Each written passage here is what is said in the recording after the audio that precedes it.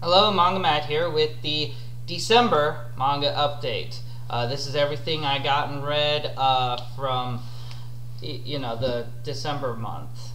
So anyway, start off with Seven Deadly Sins, Volume 17, which this is a really great one, especially giving more backstory with Meliodas and more about kind of why he was always so powerful and then why he's so nerfed now. I'm still waiting for that last guy to join their band to make all seven of the Seven Deadly Sins. But there's some interesting they do kind of a training montage in here, which everybody's a big fan of, like training arcs and stuff. That's where you get a lot of neat world building and ideas in a lot of the manga series you get, and then also some reintroductions of a lot of other characters who are in there and are coming back again for the next arc, and also some more deadly foes in the 10 Commandments, which are the 10 deadly demons that are gonna be the main foes of the seven. Then next up we get Tokyo Ghoul Volume 10, which again is still continuing this is where it really concludes with him with Kaneki encountering Dr. Kano, who is kind of the main guy who's been in charge of who's basically been going in and doing his ghoul kind of experimentation things. And also a little more detail with some of the other ghoul, the people with the CCG, sort of what they're doing and stuff. It's kind of interesting, but I'm pretty sure like the next few, since I think Ghoul went for like 15 volumes, that this is entering into the end game there. Next up, What Did You Eat Yesterday, Volume 11, which I actually really love this volume. I had actually a lot of recipes in here that I could actually, cook and eat, including some avocado shrimp and broccoli salad, and then also some carrot and scallion pork rolls, also stewed flounder, also the steamed egg custard. It helps that they put a lot of the featured ingredients on the cover here. Plot wise, I guess it's kind of just them going around and talking and stuff. Like, there wasn't any major plot stuff, but interestingly, the next volume will actually feature apparently one big thing is going to be sukiyaki, which is a really big Japanese dish, and apparently like most of that's gonna be like a really big deal, because usually they list a bunch of different ones, but here they only list sukiyaki for the next volume to come. So I'll be interested to see kind of what they do with that. Another Yoshinaga story, Uoku, The Inner Chambers, Volume 12, which I could safely say like maybe the first 10 volumes of Uoku, maybe the first 9. Very slow, very monotonous, not bad. It's just, there's a lot of dialogue and not a lot of like big stuff happening. No, that all changes when they hit like from volume 10 on. These last 3 volumes have been just nothing but stuff happening, especially this one where they've been working on trying to reinstate something to help inoculate a lot of the male population again from getting the red face pox. You get the most sinister mother of all time in this volume. She is so evil with how she will just callously poison and kill other kids just for the sake of keeping her own son in charge of Japan. Just sociopathic. Absolutely fantastic. I love her as a villain because she's just so cold and heartless and so manipulative and just I really love to hate her. And then this volume also ends with a bit of history kind of happening, where we get to see kind of a prelude to a coming chapter of this series with the coming of Matthew Perry, which Matthew Perry was the first Westerner to really set foot on in Japan. That was the first real major exposure that Japan had minor relations with Holland and stuff, where they would send people over to come back and as a sort of sharing of knowledge kind of thing, which is how they learned a lot of their medicine and other little things, which they also touch upon in here. But it was Commodore Matthew Perry and his ship. They were the first real foreigners to actually set foot on Japan and actually start a direct kind of exchanging of commerce, and what really set in motion the modernization of Japan with the rest of the world. So I'll be interested to see kind of how that real life event plays out in the fictional tweaked events of Ooku. Then let's see. Next up, we get Pokemon Black and White. Pokemon Alpha Ruby, Omega Sapphire, blah blah blah. Volume 2, which again, this is following the events of the story. But in here, it's interesting that you get a lot of Ruby trying to figure out kind of taking on a lot of destiny and a lot of this heavy-handed kind of importance to what's going to happen with this coming of a meteor that's going to hit, and how these three trainers are supposed to work together to actually try and stop it. I like that they again he again very well done works in more of the mythical or mystical Pokemon in here. Specifically, this one Pokemon, the genie Pokemon. I forget its name. Makes an appearance in here, albeit very briefly. And again, Latios and Latias showing up, and also a lot of characters from again, a lot of the other arcs have been showing up in here. Just really goes to show how good Kusaka does with sort of weaving in continuity. Events from previous arcs are still coming in and having an influence in the current one, and so on and so forth. Again, I really love it a lot. I'll be interested to see kind of what they do, if they actually wrap it up with Volume 3 here or go on. Then next up, I got, this isn't technically a manga, I guess. It could be, I guess, I don't know. It depends on how you want to label it. This is Deathnote Volume 13. I never really had an interest in getting it. I saw it for like really cheap, and I just decided to go ahead and get it because it does include the only really important bit of manga in here in this volume is the inclusion of the first draft submission by Oba and Obata for Deathnote, which this one shot was then reworked into what would eventually be Deathnote proper when it was picked up for serialization.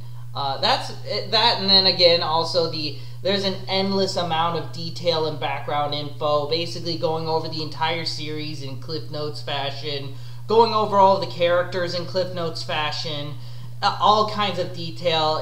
Any super hardcore fan of Death Note would want to get this to have just as a very easy reference guide for that, and such. Again, it's okay.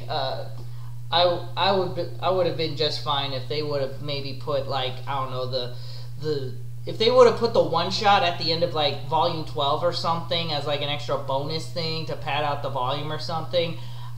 Aside from that, I really probably wouldn't have picked this up, but just for that, and on the off chance that I decide I want to maybe talk about Death Note, I guess maybe it'd be worth having for that.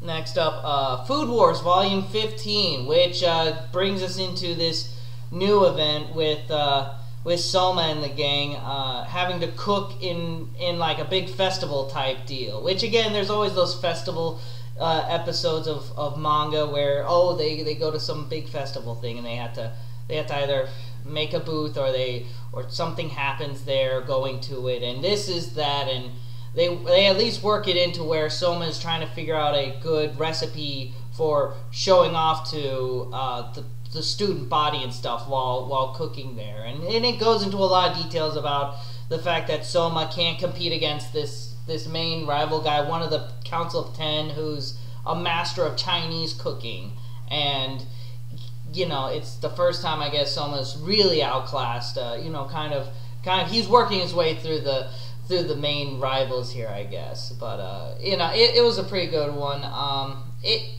The recipes in here were pretty good too. Hard to remember, I guess, a lot of them. It was earlier in the month. See, next up we get Haikyuu Volume 6.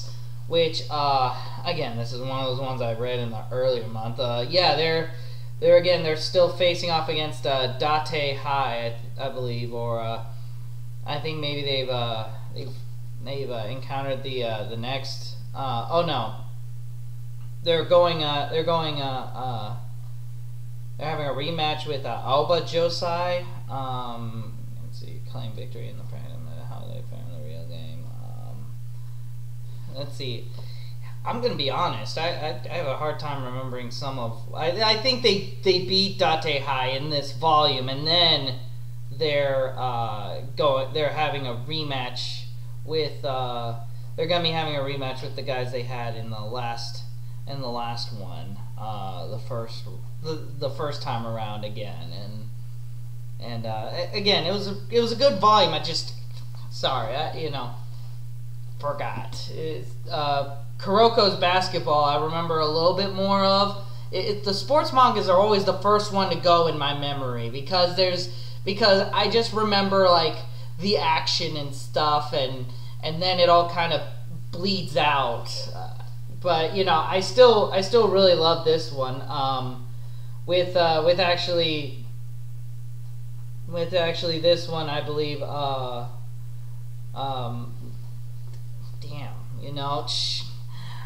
I really feel bad for not having more to say about some of these. In fact, this one actually, no, they lose this one, which was actually a pretty interesting twist to see them so thoroughly get stomped in one of the games. And of course, Kuroko then has to come back around, and he actually has to try and the end of this one, yeah, they totally get crushed.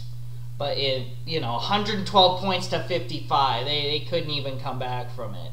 But this is again the end of this volume is where they get basically thrown out of the tournament. They lose twice, they're out of the tournament. So this is kind of their lowest point, and then they're coming back up. Okay, it's come back a bit. Next up, Assassination Classroom 13. This one I remember. This is them having their big climactic fight against the Grim Reaper, the assassin who assassins. And it was a pretty interesting fight, especially with how he was able to sort of manipulate the classroom and the likes to take them on, and then especially the next part of this, which is again the school festival, another festival arc. Like I said, this is a kind of a thing that happens in a lot of manga and anime that take place in or around high school. There's usually the obligatory summer vacation episode, the school trip episode, the school festival episode, and next arc is with Kuro Sensei and the gang trying to do a festival storyline. Then next up, Itazura Na Kiss, volume 11, which this one was it's odd because I couldn't find this on Amazon. For a while I could not find this on Amazon. I still can't. I had to order this directly from DMP's website, which is I think like aka.com was the only place to get it. And again, they have lots of great Tezuka stuff on there too. But I was able to order it from them. and I got it. It was pretty easy. It's a shame that there's only going to be one more volume of this because of the unfortunate accident involving the mangaka, which left her, which I believe led her to be hospitalized and then pass away, or she died from the accident immediately. But regardless, due to an unforeseen tragedy, she was unable to finish the series proper as she would. So next volume will unfortunately be, I believe, the last volume of what she was able to finish. But again, I absolutely love Itazura Na Kiss. I love the relationship between Kuroko and Iorn. I believe that their chemistry is, they have the perfect kind of chemistry. You get the feeling that they are completely different individuals, but at the core, they do love each other and they do work really hard to sort of better each other's lives. Kuroko herself always feels like she's having to struggle to try and keep up with Iorn so that she's not being kind of a burden on him. And I can understand from where that would, you know, how that would come about and such. It's just a really great series, and I love it a lot. You know, the romance stuff is just so much fun, and it's also fun seeing all the minor characters around Kuroko that she has to deal with regularly, and they all are fun and really lovable. And let's see. Next up, we get holding off on a couple of these here, a little out of order. Next up is Scumbag Loser. I picked this up on a whim because it was you know, all in one, and you know, it was, you know, I just went in blind, but I was pleasantly surprised at how good it was. This is like straight up kind of horror stuff. Essentially, it's a guy in high school who is this sort of loser type guy. He has like a pretend girlfriend and stuff, and then he also looks down on people all the time, calls them losers, you know, behind their back secretly. He's like, yeah, I know I'm late, I'm fat and ugly, and nobody cares, but at least I'm not that guy, sort of thing. And then he meets a woman, and the woman looks exactly like his pretend girlfriend, and she basically tells him to find losers for her. And he finds out that she basically is doing something to them, and that what she's doing is creating sort of these different versions of these people, kind of like Invasion of the Body Snatchers or Parasite, and replacing them. And throughout this, he kind of learns like that he's being sort of used as a pawn in her schemes, and it's really good. If you're okay with the uncomfortable subject matter of sort of him being very skeevy and very perverted in a lot of ways, if you're uncomfortable with that kind of stuff, I'd say it probably isn't for you. But you know, there's very few times where I can read something I could go, this could work as a movie. This could legitimately work as a movie on its own, full on. And this is one of them. Like, check this out, Japanese Hollywood, who is, of course, watching an American talk about manga. Adapt this into a movie. This would work. It has it is a very defined kind of flow and tone. It has a good beginning, middle, and end. It doesn't drag too much in a lot of places, and I feel like it had a good conclusion. It definitely is worth picking up if you're the kind that likes a good, satisfying story, and especially horror. I mean, there's very few good horror that I see come out and then conclude itself very well. And even still, there's not even that much like that I could think of, like special effects wise, that you would really have to work with. So you could even make it fairly cheap, I think. A few places there might be some CG there, but like, you know, using my imagination, I could see like, you know, this would work as a movie. Definitely worth picking up.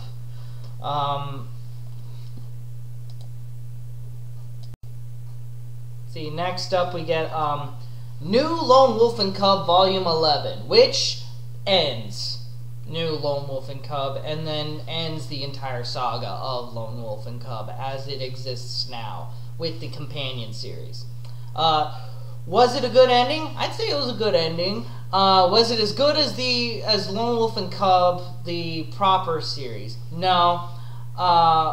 Do I at least consider this a worthy successor of the other series? You know, the other series was mostly about, like, you know, Ogami and Daigoro's relationship with each other, focusing a lot on Ogami because he was kind of the main character, and on, like, you know, Haikyuu, Retsudo, and sort of everything with Japan at the time. This again focuses a lot too on the kind of feudal Japan aspect. Also, it's only 11 volumes, so obviously there's not going to be as much explored and done with it as the 28 volumes of Lone Wolf and Cub.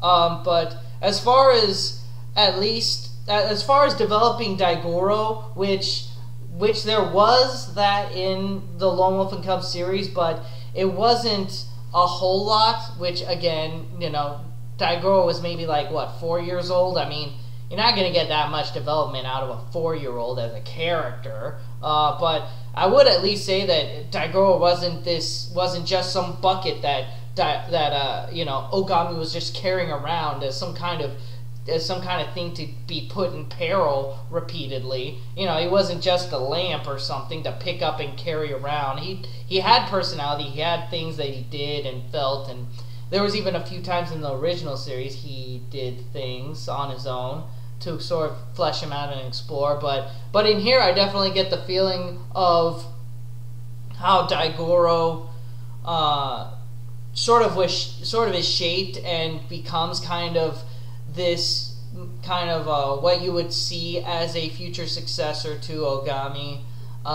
Again, he's only a little bit older than Ogami because, of course, this takes place after the events of Lone Wolf and Cub, and also an interesting with the adoption of him by Shigekata, which creates a very interesting kind of dynamic where Shigekata just very wholeheartedly and genuinely adopts Daigoro as his son. It's sort of this very rewarding kind of idea of just a man who is willing to fully devote himself as a father to someone who is not his son biologically, and it's just, I don't know, there's something about that I just really, really like. It works, especially for Shigekata, who just, he doesn't even have any sort of passing you know, reservations about it. He's just like, you are my son now. We will go on this journey of the Meifumato and on, and they do it, and it's the same thing like one thing that's never really brought up a lot in, say, like, you know, Donald Duck, is that he's raising 3 sons by himself and they are not his children. I mean, he's related to them, but they are not his per se, and that Donald just fully accepts them as his sons is another very... You don't see a lot of stories focusing on single parents, especially single fathers, and more so men who adopt children as their own and become the father. You know, it's, again, you know, you could say, like, you know, that's not really the point of the series. It's not about fatherhood, but it's an interesting variety to at least bring out that you don't see a lot of. Overall, if you're a big fan of Lone Wolf and Cub, I would say definitely pick this up and read it. It's still gorgeous artwork, still gorgeous fights and everything. If you like the ending of Lone Wolf and Cub and you just want it to be that ending, then, you know, I'm not saying there's anything that this is gonna surpass it with. There's very few times that you'll ever see a sequel to something so good like Lone Wolf and Cub, for instance, that ever truly surpasses it. But you know, I would say that it earns its title. There's a lot of other series out there that I would say that where something was created and a story of some kind was created, and then they tried to extend upon it with a sequel series, and I would say, no, that's you did it once and that's all you had in you.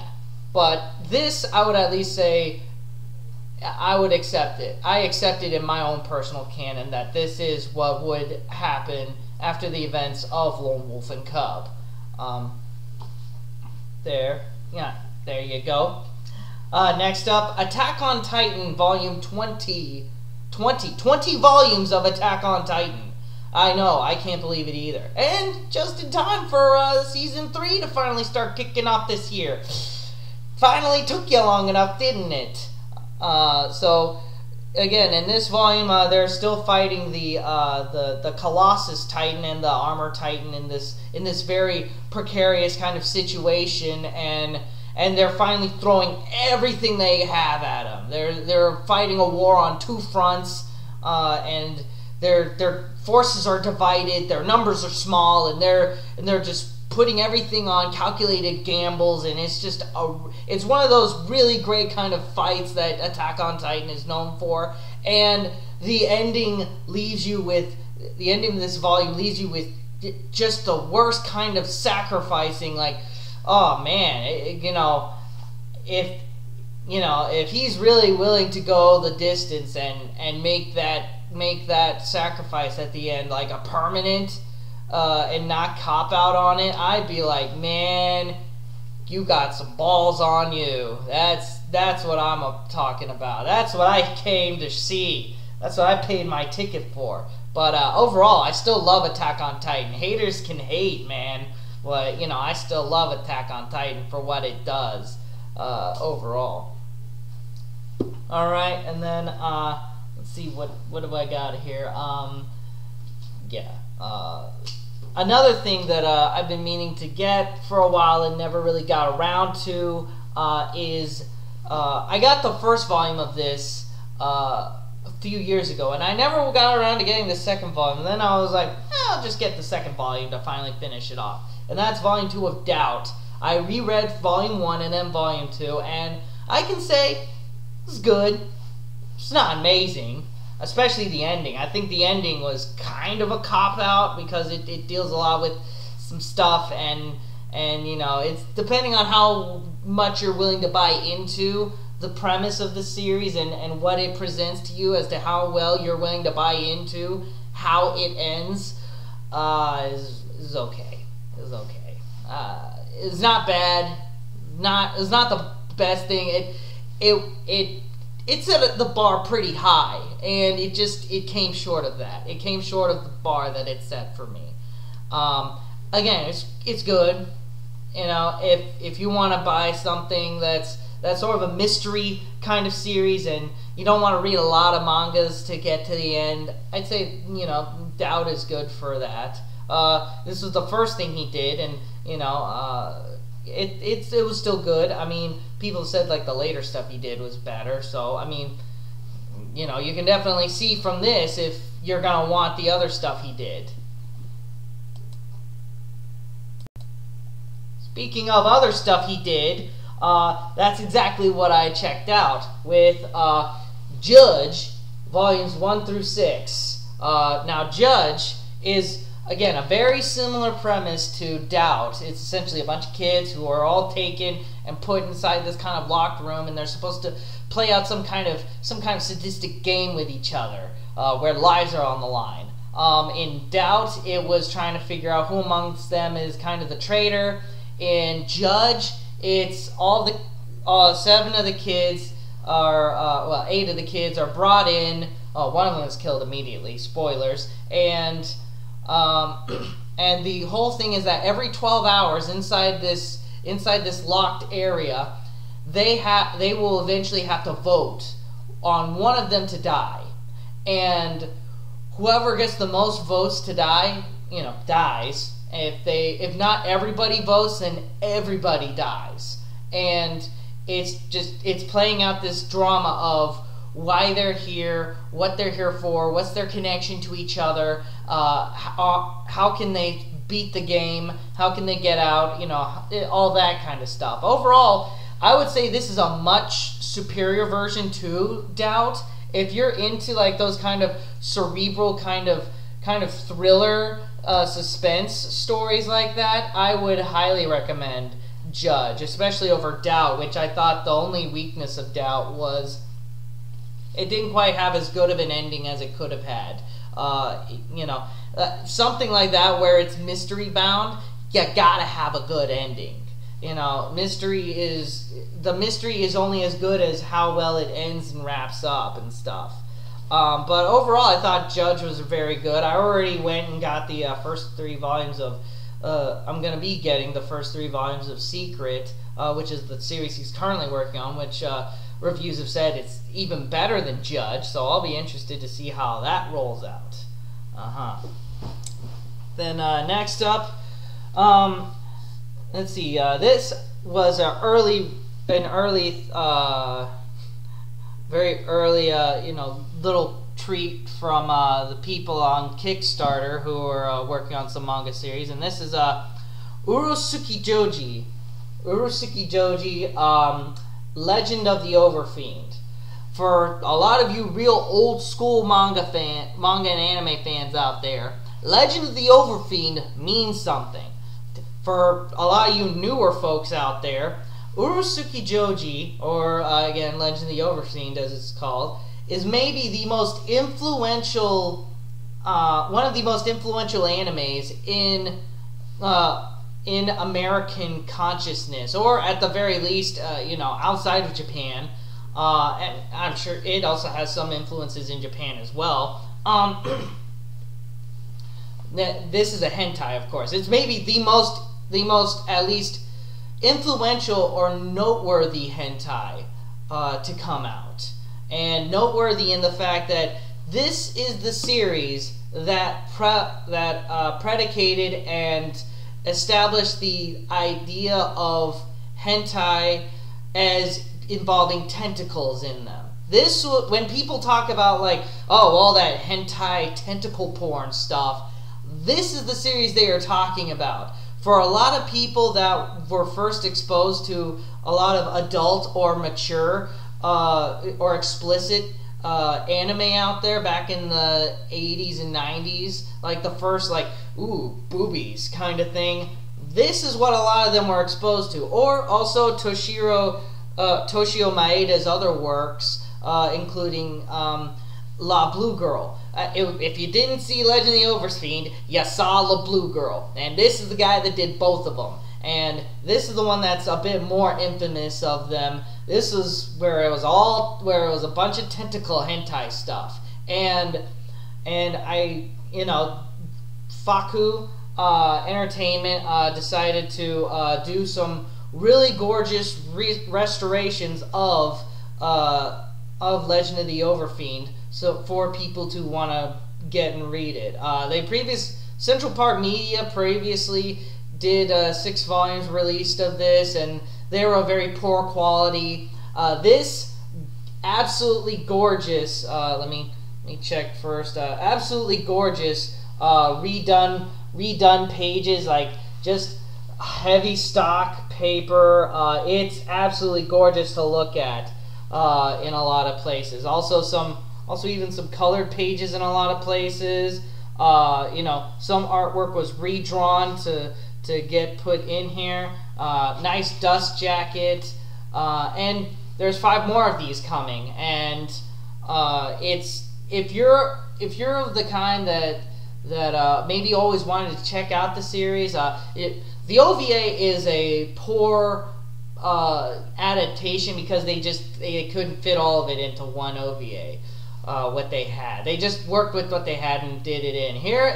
A lot of things are fleshed out. A lot of subplots that were integral to the story are back in here, and it's really good to read. Like, I was reading and I was like, this is legitimately good. Like I'm actually enjoying reading it. You know, it's like what they say, like good porn should still be readable, even if you take out all the sex scenes.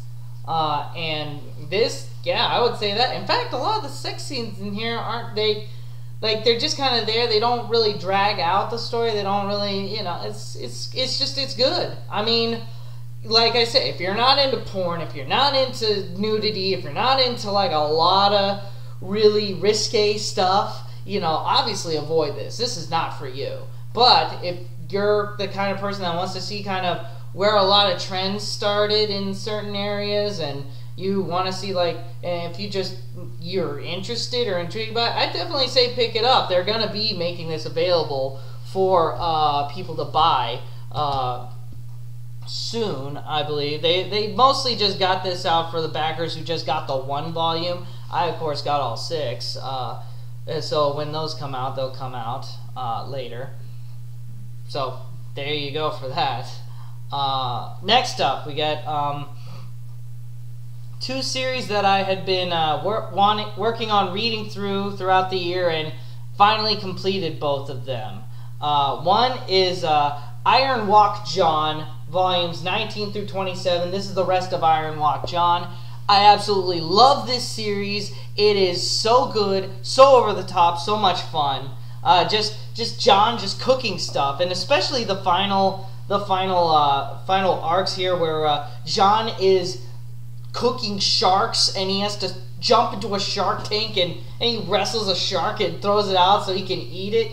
He cooks it whole. He even keeps it partially alive to cook it. It's just so over the top, cooking the sharks, and then the last arc where John and the last finalists have to cook ostrich. That's the last thing they have to work on cooking, and then they add in a lot of weird stuff, like John is apparently so bloodthirsty and cruel that the ostriches don't want to get near him, and when he tries to go and kill one of the ostriches, they get so scared that it basically spoils their meat. Like, they get so adrenaline pumped, it basically pours too much adrenaline into the meat, and it makes it too tough.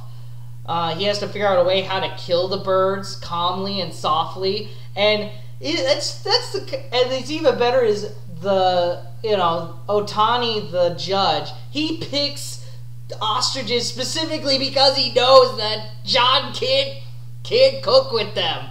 He's so sadistic. He's such a good villain for John, because as much as you hate John for being an over-the-top crazy maniac like he is, Otani is such a jerk to everyone at being a food critic. Like, he's a food critic that hates cooks, and he's kind of like that old guy from Ratatouille before he has the change of heart. He's kind of like, I don't eat, like, he's so obsessed over himself and about his own quality of tongue and taste that he's willing to, like, just scoff at anybody that can't meet his standards. And John, even though he repeatedly meets those standards, he just hates him. It's so good. And that's why I love Iorn Wok Jan, is they're all so crazy over the top characters. And also there's just some really good recipes in here. I was surprised by the time we get to the last arc, there was some legitimately really good recipes that you could make at home, and don't require a lot of fancy ingredients or stuff. I really liked it a lot. I really love Iorn Wok Jan a whole lot. If you're only gonna get one cooking manga ever, that's the one. That's the one to get. Really great stuff. Then the other one I've been working on trying to read through all of and finished, Angel Sanctuary, volumes 15 through 20. Finally finished it. As far as its ending, it was a good ending. It just, in some respects, like, it just felt like she kind of didn't know where to go with the series at some points. It felt like she, like, I don't know, combining the whole, like, everything with angels with the whole sci-fi-ness of them living in, like, this kind of weird Heaven having like hover cars and lasers and stuff, while still also being, you know, angels and heavenly beings and stuff. It's just weird. I don't know. And then the whole stuff with like Setsuna and you know, the whole reincarnation thing and trying to figure out like, okay, so they need the thing to do the thing, and you know how everything in the plot ties together for this one final conflict that they're dealing with is just, it was a problem of, you know, a lot, really, you know, not that much focus on the setting, and also not enough focus on kind of the villains. Villains kept changing throughout the series, and it just felt like it didn't feel like there was a good transition, or there wasn't a good, you know, solid defining of villains' motives and everything. Like a good villain, you should know what they want, how that is a direct opposing of what your main character wants, creating the conflict, and what is it about the villain that makes them, you know, interesting or memorable or whatever. And it just felt like that was lacking in Angel Sanctuary. It felt too bogged down with trying to fit everything together in with the whole heaven angel thing, and it was just too long, and it was too complex. If it was more simplified, I think I would like it a lot more.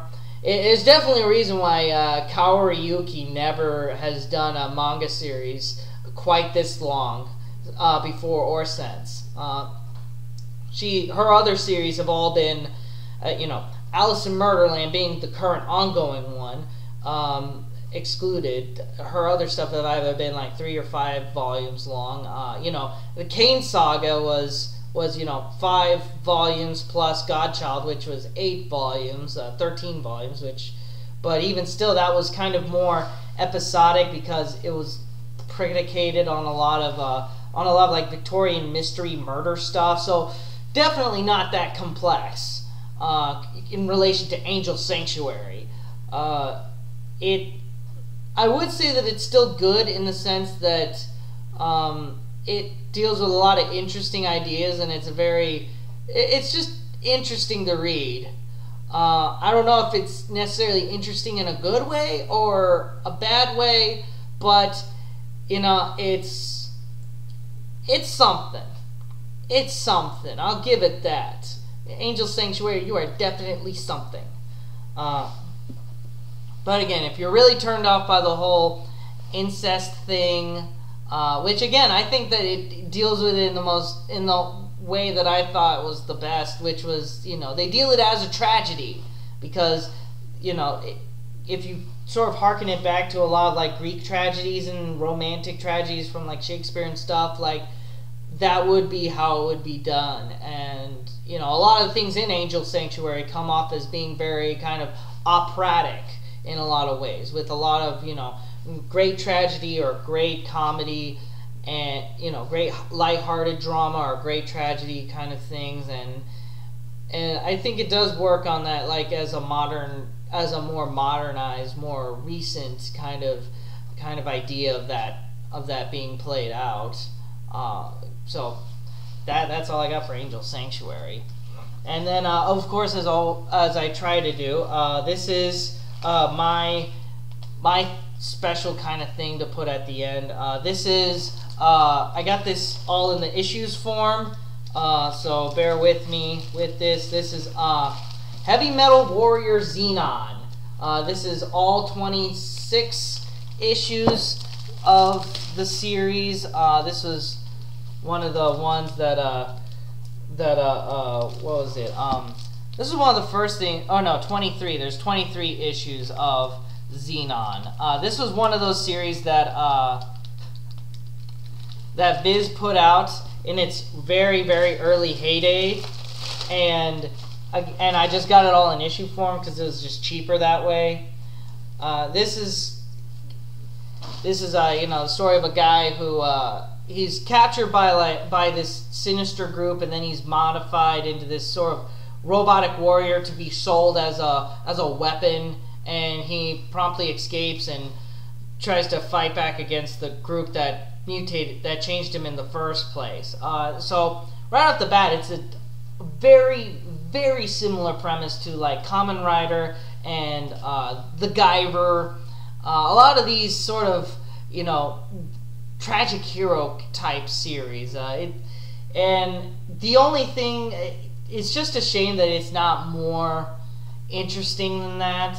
Like there's a few decent action scenes in there, but you know, when you get to issue 23, the end of the series, you could tell this thing got canceled because they were setting it up for some things to come later, and it's like nada. It's just meh. I wouldn't necessarily recommend it to anybody except if you're like really hardcore about some I don't think it's even like that good of like cyberpunk action series. Like this is no Ghost in the Shell. This is it's just, you know, kind of okay. Anyway, that's all I got for this month. Thank you.